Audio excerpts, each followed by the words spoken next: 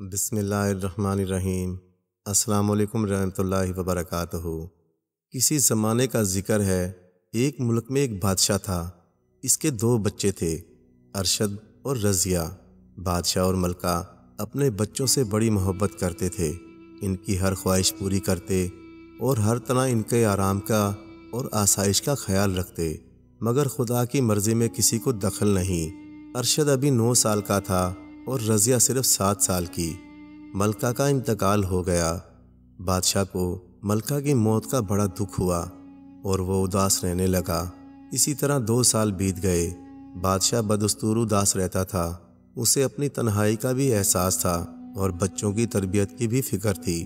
اس نے سوچا اگر وہ دوسری شادی کر لے تو اس کے بچوں کی تربیت بھی ڈھنگ سے ہو جائے گی اور اس کی اداسی بھی بہت حد تک دور ہو جائے گی۔ چنانچہ اس نے اپنے سب سے بڑے جہاز کے کپتان کو طلب کیا اور اسے حکم دیا کہ جہاز کو سونے چاندی جواہرات، قیمتی کپڑوں اور دوسرے تحفوں سے لاد کر فوراً روانہ ہو جاؤ۔ ملکوں پھرو اور ہمارے لائق کوئی خوبصورت عورت تلاش کرو۔ اگر وہ ہماری ملکہ بننے پر رضامند ہو تو یہ تحائف اس کی خدمت میں پیش کرو اور اسے یہاں لے کر آؤ تاکہ ہم اس سے شادی کر لیں۔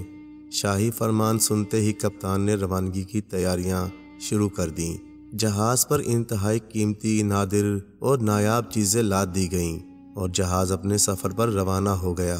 جہاز بیچ سمندر میں تھا کہ یکایک ایک گھٹا امڈ آئی، تیز آندھیاں چلنے لگی، سمندر کی لہریں آسمان سے باتیں کرنے لگی اور جہاز ان لہروں میں کاغذ کی ناؤ کی طرح ڈولنے لگا، یہاں تک کہ جہاز کے چپو ٹوٹ گئے اور وہ ہواؤں کے رحم و کرم پر تھا۔ اب ہوا جدھر اسے لے جا رہی تھی جا رہا تھا۔ خدا خدا کر کے طوفان رکا اور جہاز ایک جگہ ساحل سے جا لگا۔ لنگر ڈالے گئے۔ کپتان اترا، وہ معلوم کرنا چاہتا تھا کہ جہاز کس جگہ لنگر انداز ہوا ہے اور یہ کہ یہاں بادشاہ کے لیے کسی ملکہ کی تلاش کے امکانات ہیں یا نہیں۔ کپتان دور دور تک چلا گیا، مگر آبادی کے نشان تو دور کی بات، اسے دور دور تک کوئی آدمی نظر نہ آیا۔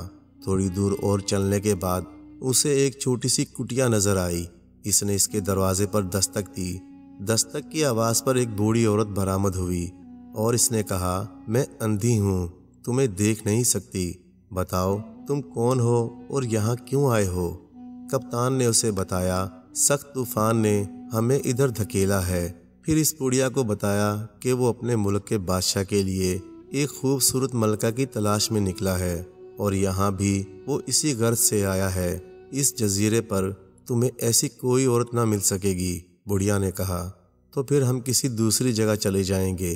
میرا جہاز طوفان سے ٹوٹ گیا ہے، میرے آدمی اس کی مرمت کر رہے ہیں، کیا میں آج کی رات تمہاری کٹیا میں گزار سکتا ہوں؟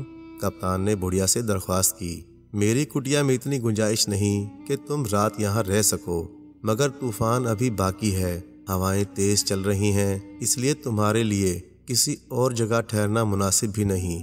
خیر آ جاؤ، جیسے تیسے گزارا کر لیں گے۔ بڑھیا نے کپتان کو اندر بلا لیا۔ جیسے ہی کپتان اس کٹیا میں داخل ہوا، اس کی حیرت کی انتہا نہ رہی۔ باہر سے نظر آنے والی یہ جھونپڑی اندر سے ایک عالیشان محل تھی۔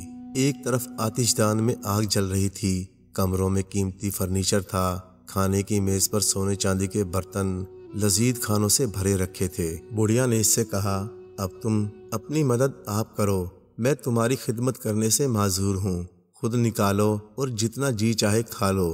کپتان تھکا ہوا تھا، اس نے خوب سیر ہو کر کھایا۔ کھانا کھانے کے بعد کپتان نے بڑھیا سے پوچھا، کیوں اماں، ایسے ویرانے میں تم تنہا رہتی ہو؟ تنہا ہی سمجھو، میری صرف ایک لڑکی ہے، عذرا، بس ہم دونوں ہی یہاں رہتے ہیں۔ بڑھیا نے کہا، تو ذرا عذرا کو یہاں بلاؤ، میں اسے بھی تو دیکھوں۔ بڑھیا نے پہلے تو طرح طرح کے عذر کیے، پھر کسی نہ کسی طرح عذرا کو بلانے پر راضی ہو گئی۔ عذرا آئی، وہ ایک لمبی تڑنگی، دبلی پتلی، نازک سی خوبصورت لڑکی تھی۔ اس سے بہتر عورت بادشاہ کے لیے اور کون ہو سکتی ہے؟ یہ انتہائی حسین ہے، کپتان نے دل میں سوچا۔ کپتان نے بڑھیا سے کہا، میں بادشاہ کے نام پر آپ سے درخواست کرتا ہوں کہ اس لڑکی کو میرے ساتھ جانے دیں، اسے ملک کی ملکہ بنایا جائے گا۔ نہیں میاں، ایک غریب عورت کی لڑکی محل میں کیسے رہ سکے گی؟ نہیں، یہ ملکہ بننے کے لائق نہیں ہے۔ بڑھیا انکار کرتی رہی اور کپتان کا اصرار بڑھتا گیا۔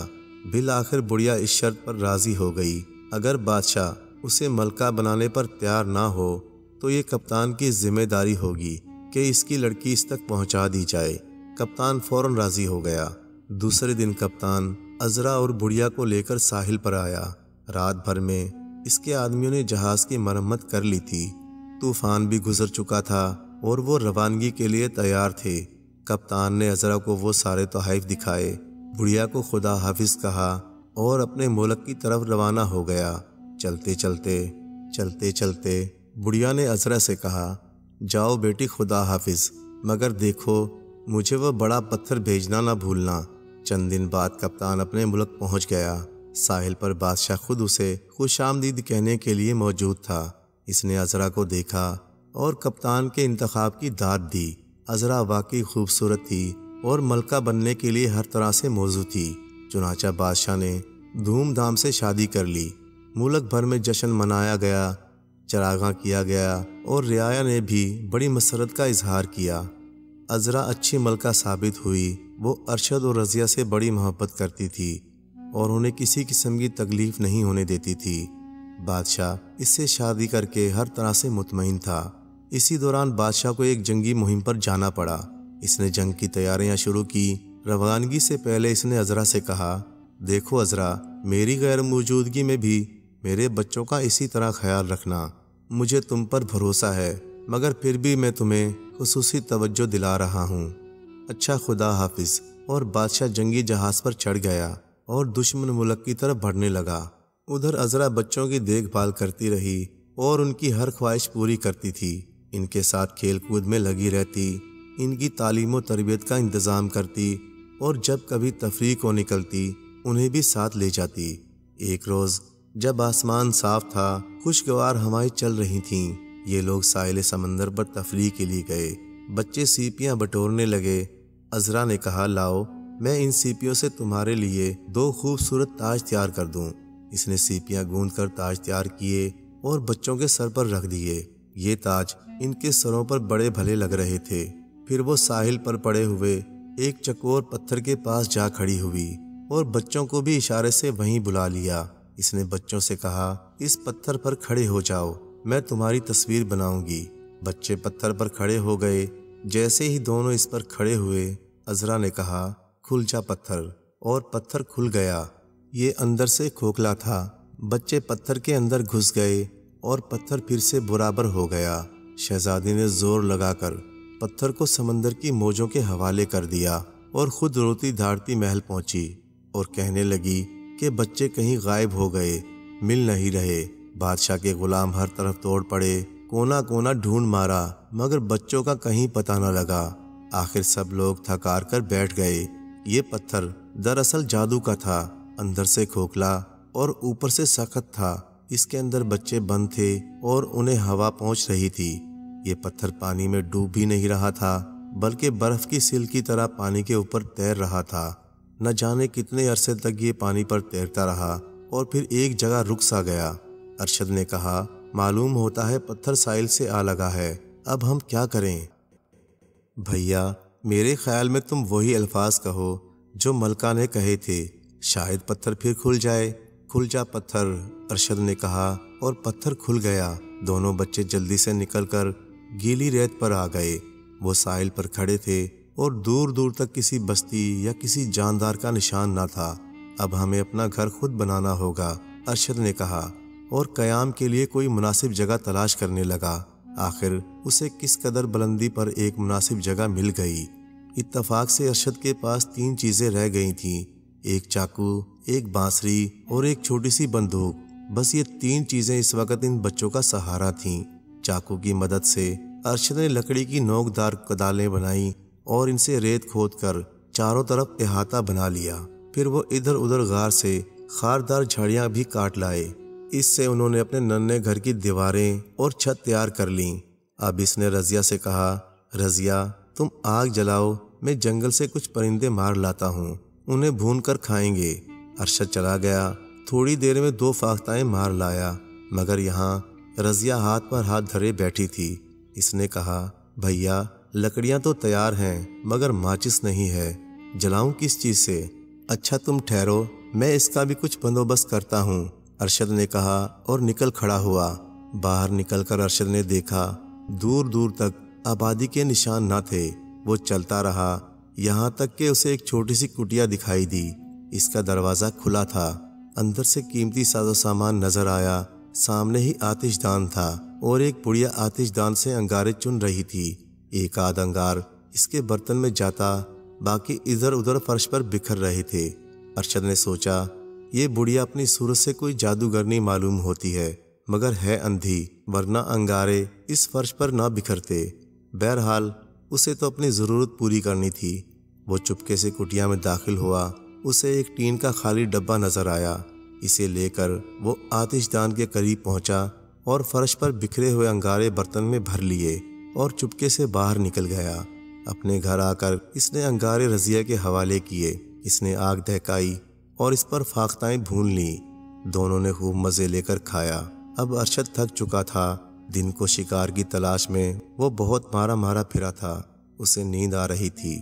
اس نے رضیہ سے کہا، دیکھو رضیہ، جھاڑیاں اکٹھی کر کے الاؤ روشن کر لو، اس طرح جنگلی جانوروں سے بھی ہم محفوظ رہیں گے اور آگ بھی ہمیں مہیا رہے گی۔ مجھے نیند آ رہی ہے، میں تو اب سوتا ہوں۔ صبح دونوں بہن بھائی سو کر اٹھے تو ایک انگارہ بھی نہ تھا۔ لکڑیاں جل کر راکھ ہو چکی تھیں، اس لیے دوسرے روز بھی ارشد کو آگ کی چوری کرنی پڑی۔ مگر دوسرے دن بھی یہی ہوا اور پھر تو ارشد کا معمول ہو گیا کہ روز جا کر بڑھیا کے انگارے چرا لاتا، کیونکہ آگ محفوظ نہیں رہتی تھی۔ اسی طرح کئی دن گزر گئے۔ بچوں نے اپنے مکان کو آرام دہ بنا لیا تھا۔ وہ کبھی ساحل سے مچھلی پکڑ لاتے، کبھی ارشد پرندے مار لاتا۔ اسی طرح انہیں کھانے پینے کی بھی کوئی تکلیف نہیں تھی۔ ایک دن رضیہ نے کہا، بھیا آج میں بھی تمہارے ساتھ آگ لینے چلوں گی۔ نہیں رضیہ، یہ تمہارے بس کی بات نہیں، مجھے بڑی مشکل سے چوری کرنی پڑی ہے، اور پھر تم بڑھیا کی شکل اور اس کی حرکتیں دیکھ کر برداشت نہ کر سکو گی اور ہنس دو گی، اس طرح ہم مارے جائیں گے۔ نہیں بھیا، میں وعدہ کرتی ہوں کہ اپنی ہنسی پر قابو رکھوں گی۔ رضیہ نے وعدہ کیا اور ارشد اسے ساتھ لے جانے پر راضی ہو گیا۔ دونوں بہن بھائی بڑھیا کی کٹیا میں پہنچے۔ دروازے سے اندر جھانک کر دیکھا، اندر کا منظر بڑا مضحکہ خیز تھا۔ بڑھیا آتش دان پر پھونک مارتی اور راکھ کا بادل خود اسی کے منہ پر آ پڑتا۔ وہ انگارے اٹھاتی اور ادھر ادھر فرش پر بکھیر دیتی۔ ایک آدھ انگارہ ہی اس کے برتن میں آ پاتا۔ اس منظر کو دیکھ کر رضیہ اپنی ہنسی ضبط نہ کر سکی اور کھل کھلا کر ہنس پڑی۔ اس کی آواز سنتے ہی بڑھیا نے کہا، اچھا آخر بچے یہاں پہنچ گئے، یہ تو بہت اچھا ہوا، بہت اچھا۔ اور یہ کہہ کر وہ تیزی سے بچوں کی طرف لپکی کہ وہ بیچارے بھاگ ہی نہ سکے۔ بڑھیا بڑی مضبوط ثابت ہوئی۔ اس نے ایک ایک ہاتھ سے دونوں کو پکڑ رکھا تھا اور اس کی گرفت اتنی مضبوط تھی کہ وہ اپنے آپ کو چھڑا نہ سکتے تھے۔ بڑھیا نے اپنے سائبان کے کھمبوں سے چمڑے کے تسموں سے دونوں کو باندھ دیا۔ رات کے وقت انہیں دودھ میں روٹی چور کر کھانے کو بھی دی، مگر ان کے بند ڈھیلے نہیں کیے۔ ارشد اس طرح کے جکڑ بند سے سخت تکلیف محسوس کر رہا تھا۔ اس نے سوچا، رضیہ یہ سب کیسے برداشت کرے گی؟ کچھ نہ کچھ تو کرنا ہی چاہیے، آخر کب تک یوں ہی قید رہیں گے؟ اس نے اپنے ہاتھوں کے تسمے کو دانتوں سے کاٹنا شروع کیا اور شام ہوتے ہوتے وہ اپنے سیدھے ہاتھ کو آزاد کرا لینے میں کامیاب ہو گیا۔ اب اس نے اپنے پتلون کی جیب میں ہاتھ ڈالا اور چاقو نکال کر سارے تسمے کاٹ ڈالے۔ پھر اس نے رضیہ کو بھی آزاد کرایا اور چپکے سے جا کر مکان کا جائزہ لیا۔ بڑھیا ایک طرف بے خبر سو رہی تھی۔ دونوں بہن بھائی چپکے سے بھاگ نکلے۔ باہر آ کر ارشد نے رضیہ سے کہا، تم ادھر اس جھاڑی کے پاس کھڑی ہو کر میرا انتظار کرو، میں ذرا ایک ترکیب کر لوں۔ اس نے کٹیا کے عین سامنے ریت کو کھودنا شروع کیا۔ تھوڑی دیر میں وہ ایک گہری سی خندق کھودنے میں کامیاب ہو گیا۔ ادھر جب بڑھیا کی آنکھ کھلی تو اس نے بچوں کی آہٹ لی، مگر کچھ سنائی نہ دیا۔ وہ سائبان کے کھمبوں تک آئی اور ٹٹول کر دیکھا تو بچے غائب تھے۔ اسے سخت غصہ آیا، وہ باہر بھاگی۔ رضیہ نے جیسے ہی بڑھیا کو دیکھا، خندق کے دوسرے سرے پر کھڑے ہو کر زور کا کہکا لگایا، اچھا تم یہاں ہو، میں ابھی تمہیں بھاگنے کا مزہ چکھاتی ہوں۔ بڑھیا تیزی سے آواز کی سمت دوڑی۔ اندھی تو تھی، اسے خندق نظر نہ آئی۔ وہ سر کے بل خندق میں گری اور اس کی گردن کی ہڈیاں ٹوٹ کر رہ گئیں۔ بڑھیا نے خندق میں ہی دم توڑ دیا۔ اب ارشد اور رضیہ کی جان میں جان آئی اور وہ سیدھے اپنے گھر آئے۔ آج جب انہوں نے آگ جلائی تو رات بھر جلتی رہی اور صبح انگارے موجود ملے۔ شاید بڑھیا کی موت کے ساتھ اس کا طلسم بھی ٹوٹ گیا تھا، مگر بچے اس ویرانے اور تنہائی سے گھبرا گئے تھے۔ ان کی نظریں سمندر کی طرف لگی رہتی، شاید کوئی جہاز کسی دن ادھر سے گزرے اور انہیں ان کے ملک تک پہنچا دے۔ ایک دن دونوں بہن بھائی ساحل کے کنارے بیٹھے تھے۔ ارشد بانسری بجا رہا تھا اور رضیہ سیپیاں چن رہی تھی کہ انہوں نے 3 جہازوں کو دور سے گزرتے دیکھا۔ ارشد نے بانسری زور زور سے بجانا شروع کی اور رضیہ نے ہاتھ ہلا ہلا کر مدد کے لیے درخواست کی۔ شاید جہاز پر ان کے اشارے سمجھ لیے گئے تھے۔ ایک جہاز ساحل کی طرف بڑھنے لگا۔ یہ ایک جنگی جہاز تھا اور اس کے عرصے پر خود بچوں کا باپ بادشاہ موجود تھا۔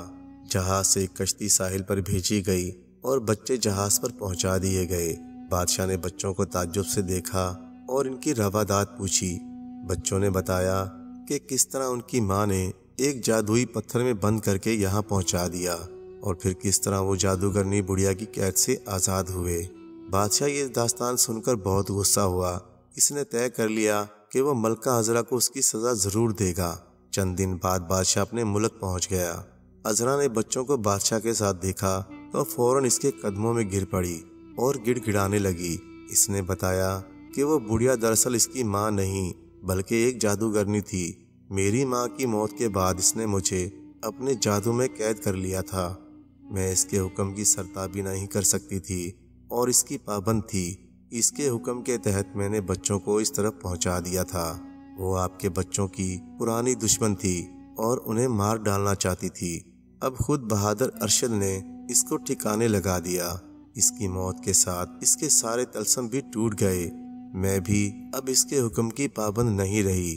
میں نے جو کچھ کیا اس کی سزا مجھے ضرور دیجیے، مگر مجھے اپنے ساتھ رہنے دیجیے اور پھر دیکھیے کہ میں آپ سے اور آپ کے بچوں سے کتنی محبت کرتی ہوں۔ نہیں ابو، ان کو کوئی سزا نہ دیجیے، یہ تو مجبور تھیں۔ مجبوری میں جو کچھ کیا جائے اس کی کیا سزا؟ ارشد اور رضیہ نے تجویز پیش کی۔